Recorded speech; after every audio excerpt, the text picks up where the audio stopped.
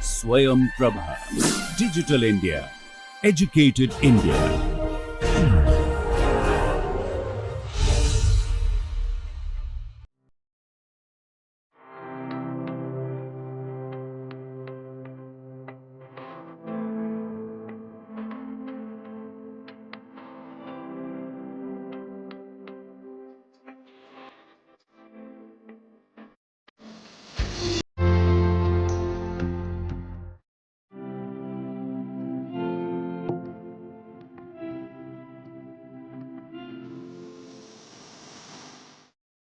Hello all, welcome to Astrochemistry, and this is lecture 15. So before we proceed further, I'll just give you a recap of what we have been seeing in this course so far. In the first few lectures, I introduced you to the area of astrochemistry and how it could potentially connect astrophysics with astrobiology, right? And we discussed that the idea of molecules in space, not just the idea, the proven fact of molecules existing in space, how they teach us various perspectives about chemistry, and how by studying molecules in space we can enhance our fundamental knowledge of chemistry itself. And that is the introduction to astrochemistry. Followed by it, we saw the idea of Big Bang nucleosynthesis, wherein the lighter elements, predominantly hydrogen, helium, and some lithium, were also synthesized, and subsequently how the existence of interstellar clouds resulted in the formation of a star, and the debris from the star were all nothing but the planets, asteroids, and comets. And I gave you a brief introduction to all these three celestial bodies. More will be coming soon in the subsequent lectures. And this was followed by our introduction to the interstellar medium itself. Now, the interstellar medium is the vast empty space between any two stars, excluding the disk space. And we saw how the interstellar medium is different and similar with respect to Earth, and how that presents the scope for a variety of new chemistry and physics happening in the interstellar medium. All right. So this is where we were conceptually, and followed by the introduction of all these concepts, we had 4 tutorial sessions, 4 30-minute tutorial sessions, where we discussed some problems. So we shall continue on from the tutorials, and this will be lecture 15. All right. Now, before I actually start the content for lecture 15, I want to clarify something from the previous tutorial. So note a clarification.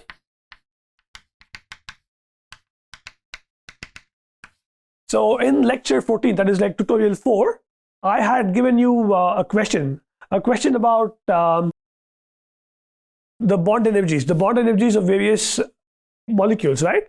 And I had stated a fact that H2 possesses the max single bond energy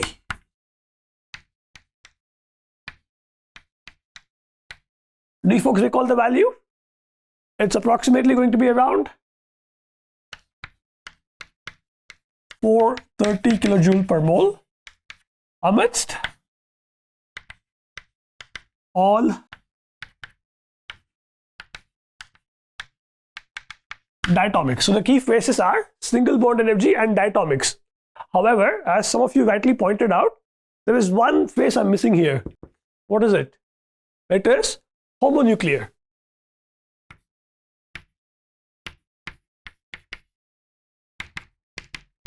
So this phrase homonuclear was clearly missing in the last tutorial. So please add on to that. Okay. In other words, when you consider the single bond energies, for example, if you consider the single bond energies between HH and OO, right?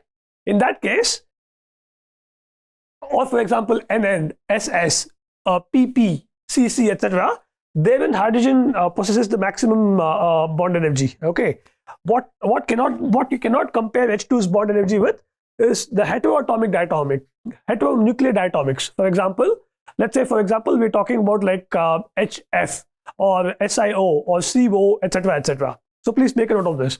In the last tutorial session, I had missed using this phrase homonuclear. Okay, right? So the single bond energy of HH is greater than that of O, or for that matter, any other diatomic. The reason I said was, it is due to, what is the idea? It is due to the existence of the absence of no electron-electron repulsion here. All right. So that results in this bond being more tightly held between the electron and the nucleus. All right. So this is only valid for single bonds, please note, and the statement, especially the max value, right, that holds good only for homonuclear diatomics, because the minute like you speak of heteronuclear diatomics, say for example HF, right?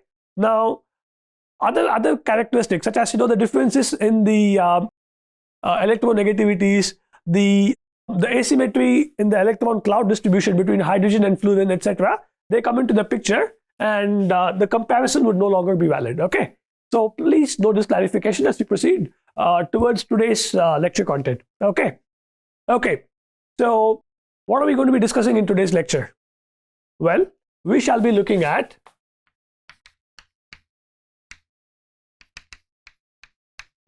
the molecules which have been detected. Notice that I still haven't told you how to detect it, okay, in the ISM. All right. So we shall be looking at the variety of molecules that have been detected in the ISM and what scope for chemistry they present. Okay, right? We have kind of looked into the same idea in the introductory lectures in a scattered way. For example, I gave you illustrations based on the keto-enol equilibrium. I gave you some more examples from the redox equation of H2 becoming H2 plus, and also a reaction wherein hydrogen molecule H2 molecule was behaving as a base. These were scattered examples.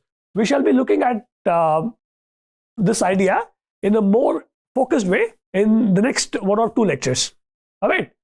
But again, I want to emphasize what I haven't still told you, right? It's been close to 15 lectures, right? I still haven't told you how exactly are these molecules going to be detected in the ISM while we are on Earth. We are not in the ISM, right? We're not in the ISM. We're actually on Earth. And from Earth, how do we detect these molecules? That is very soon coming up too. So hold on to your breath. All right? Okay. So molecules detected in the ISM and their chemical implications. So this is what we shall be looking into starting from this lecture. All right. Okay. So having addressed this, before stating this fact, I want to ask you folks 2 questions. The interstellar medium is majorly composed of what? Recall from previous lectures, it's 99% gas and 1% dust, right? And in terms of what element maximally is present in the ISM, it is hydrogen, correct? It's hydrogen that is present maximally. So we're talking about H and H2 and various versions of it. And what percentage? Roughly close to 80%. And the rest of it is helium, close to approximately 19 to 18%. So the rest of the molecules that we're going to talk about are only 1% in the interstellar medium. Please make note of this. Okay, they're going to be only 1% in the interstellar medium, yet nonetheless they are going to be extremely important, because all the molecules of life, right, they're not just hydrogen and helium. In fact, helium plays a not so major role in the biochemistry in our bodies. It's predominantly hydrogen and what else?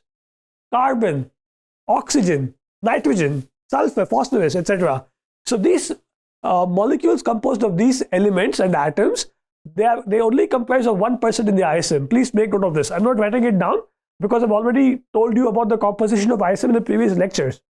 But I want to emphasize the idea that only 1% is non-hydrogen, non-helium elements, and yet they are going to be important.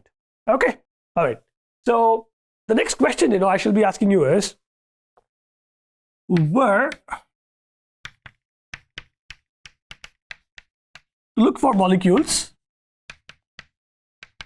in the ISM.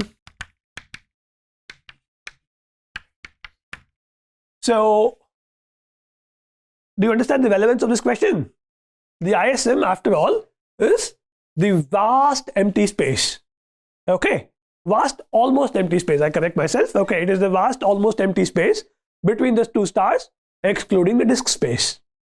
Now, that being said, okay, which region of the ISM to look for? We discussed a few lectures earlier about the various realms and the regions of the ISM. We saw that in the ISM, the number density could range from as high as 10 to the power 6 to as low as 10 to the power minus 2 or 10 to the power minus 3, something like that, correct? So, when this is the huge range and the volume of the ISM is also massive, huge, right? Recall, if you were to get a quantitative measure of the distances and the volumes involved, see, we measure the distance between any two stars in terms of what? Light years. And in the previous tutorial, we looked at what a light year is. How many kilometers is a light year? Approximately 10 to the power 9 or 10 of that magnitude, right? So that is the light year. And many stars are many, many light years away. And there are so many stars and so many galaxies. So you can imagine the volume, of the space in the interstellar medium is also going to be exceptionally high. Okay. So we have to look for molecules in the ISM in such a huge volume of space. So therefore, which regions to focus on, right? If we keep looking for molecules all around space, right? And the chances are that we may not be getting a focused answer. But where to look for molecules? Any guesses based on what we have learned so far in this course? Where might we be finding the molecules? Well, predominantly the molecules will be found in A, the dense molecular clouds,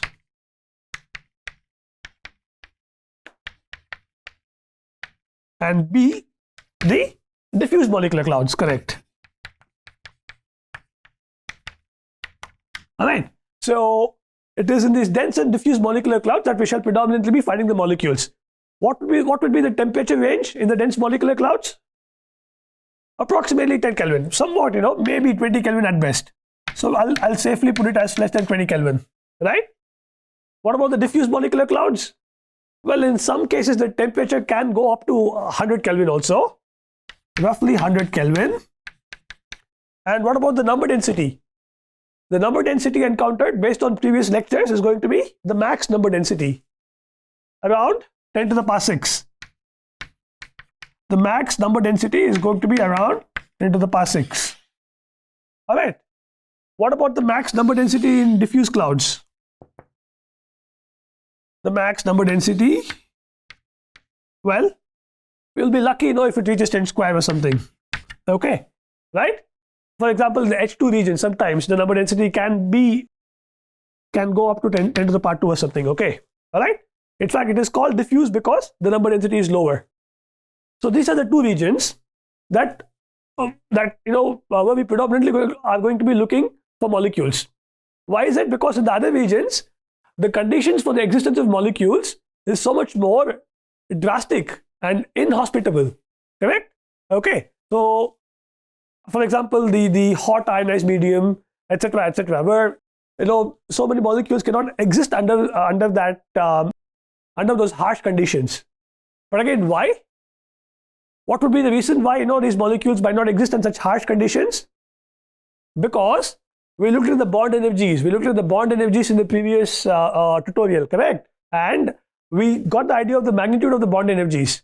Now, these bond energies are so small in comparison with the harsh milieu, the harsh physical conditions present over there. So therefore, the molecules will not exist at at the various regions in the ISM, predominantly barring the dense and diffuse molecular clouds. Okay. Now, I'll delete this part. Now see, beyond the dense and diffuse molecular clouds, there is one more region. There is one more region where we have to actually be on the lookout for molecules. It is, I haven't told you about it yet. It is the region called as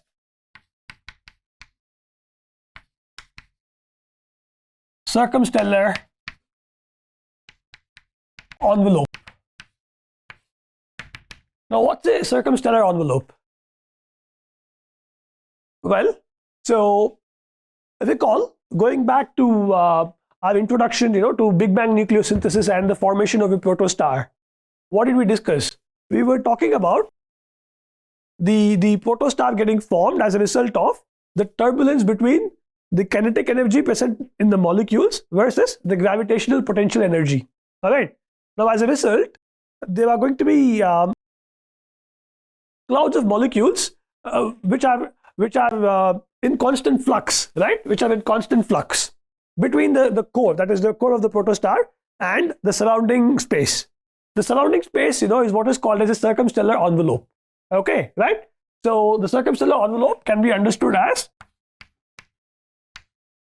the surrounding region of a protostar.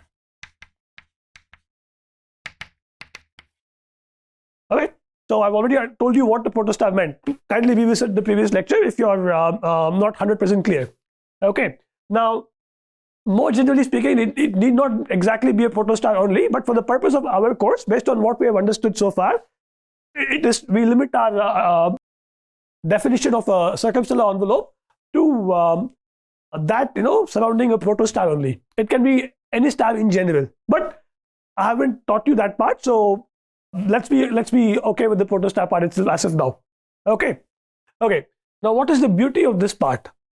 In this region, now in the circumstellar envelope, again, now just like you have a protostar, right? In the circumstellar envelope also, there are going to be various regions of varying number density.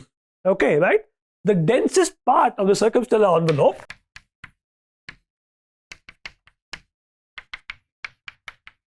I'm just going to call this CE. Okay, right?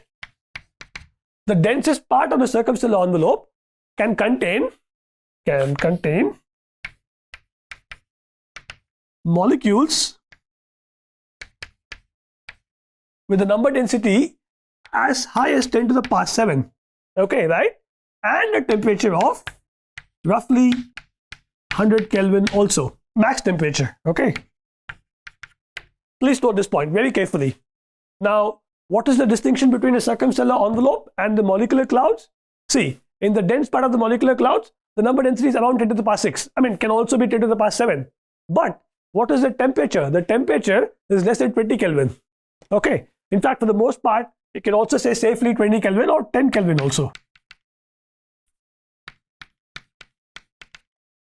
All right. So that is the dense molecular cloud.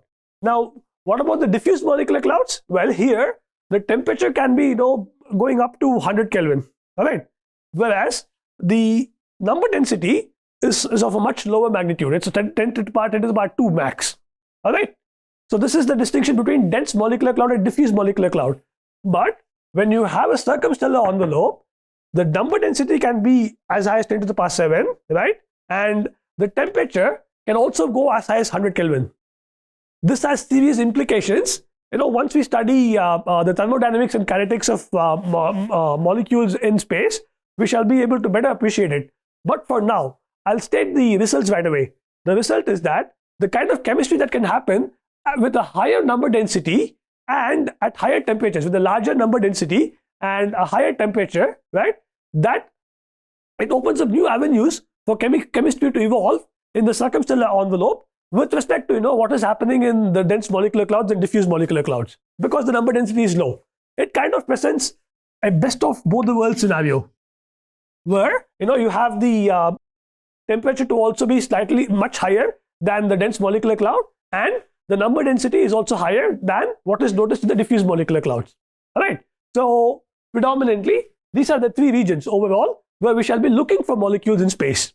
What are they? They are the dense molecular clouds, the diffuse molecular clouds, and the circumstellar envelopes. All right. So are we good about this? Some specific problems, some specific numericals related to these three different regions we shall be seeing in the tutorials. Okay. So with this understood, I'll delete this part now. So we now know, where in the ISM that we have a good chance of finding the molecules, the various molecules that are formed from the elements in the periodic table. Okay, they are the dense molecular cloud, the diffuse molecular cloud, and the circumstellar envelope. With, I again repeat intentionally, because the circumstellar envelope kind of presents the best of both the world scenario, wherein you get the density from the dense molecular clouds and the temperature from the diffuse molecular clouds. So this presents the maximal scope for molecular chemistry, the circumstellar envelopes. Okay, please make this point very clear in your, please have this idea very clearly embedded in your minds. Okay, all right. So now that said, let's actually go to the list of molecules. Now, as of 2023, circa, December, right? More than 300 molecules have been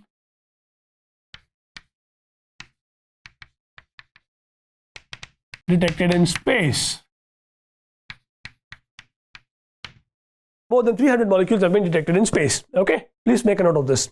Now, a comprehensive list, a comprehensive list of all these molecules, barring, some transition metal containing species, can be found in what is called as the Cologne database for molecular spectroscopy. It's called a CDMS. You may just Google this and you can actually find out the complete list of all the molecules present. Okay, so this is, I think, maintained by the Cologne University in Germany. So from this, you can find out all the molecules that have been detected in outer space.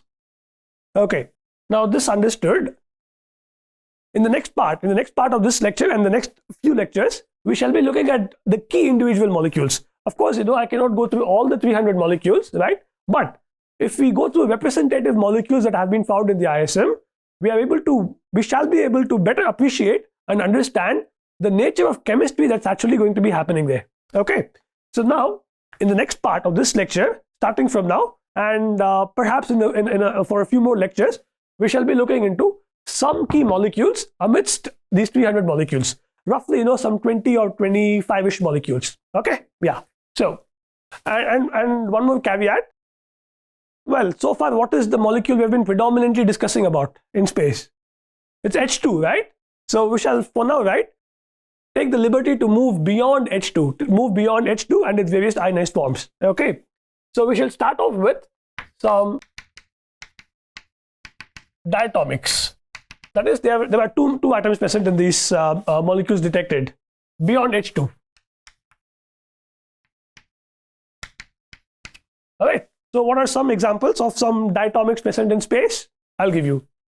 A, you have hydrogen fluoride, you have the cyano radical. Both Cn- and Cn+ have also been detected.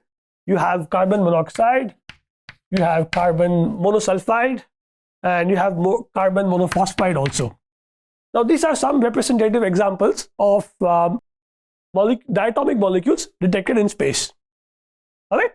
Now, what's the key? So what? What's the big deal? What chemistry does it present? What are the opportunities that it presents us with? For example, if you take the molecule called as like Cn, right? Now, this is the Lewis structure, and fulfilling the octet, you should have like 8 electrons of nitrogen and only one here, correct? So it's a Cn radical, and there's a lone pair of nitrogen, and there's also a single electron, that is a free radical system on carbon, assuming a localized electronic version, although there are going to be some delocalization here and there. Okay, now what are the various ways to which this molecule can react? We have the lone pairs of nitrogen. This can act as a base, right? And you can have the single electron, the lone electron on carbon, behaving as a free radical, and the triple bond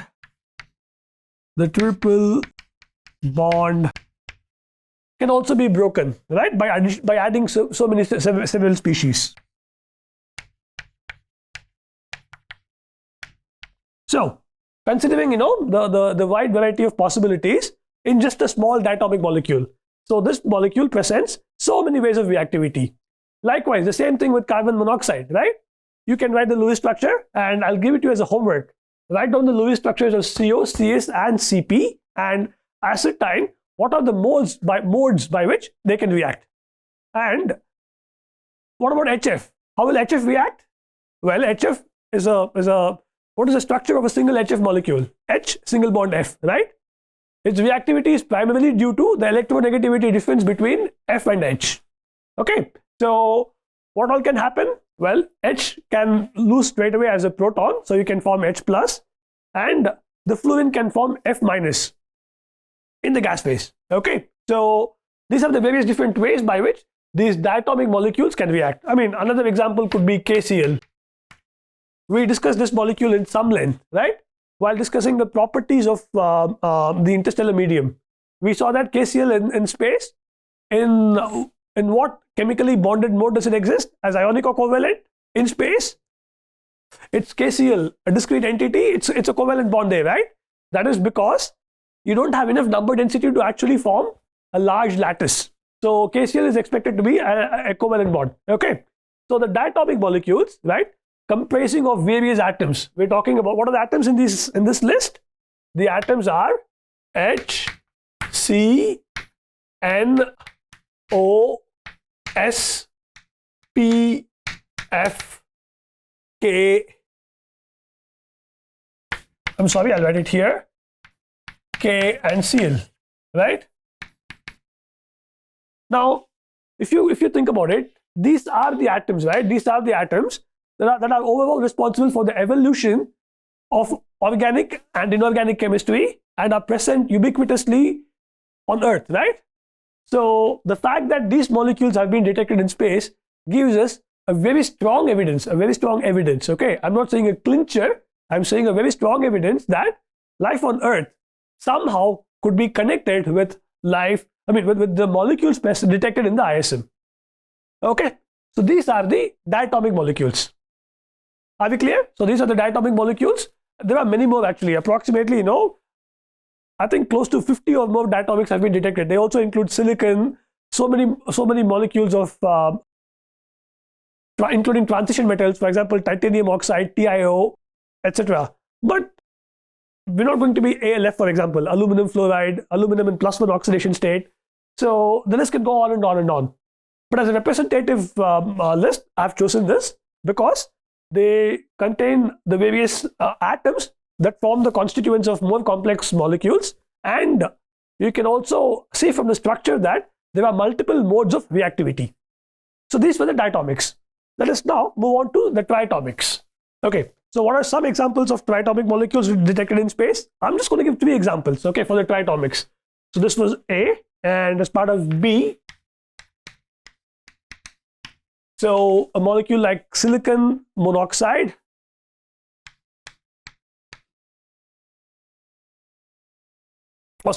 silicon, these are all still diatomics only. These are not triatomics, these are still diatomics. My apologies. Okay, silicon monoxide, titanium oxide, and for example, aluminum oxide.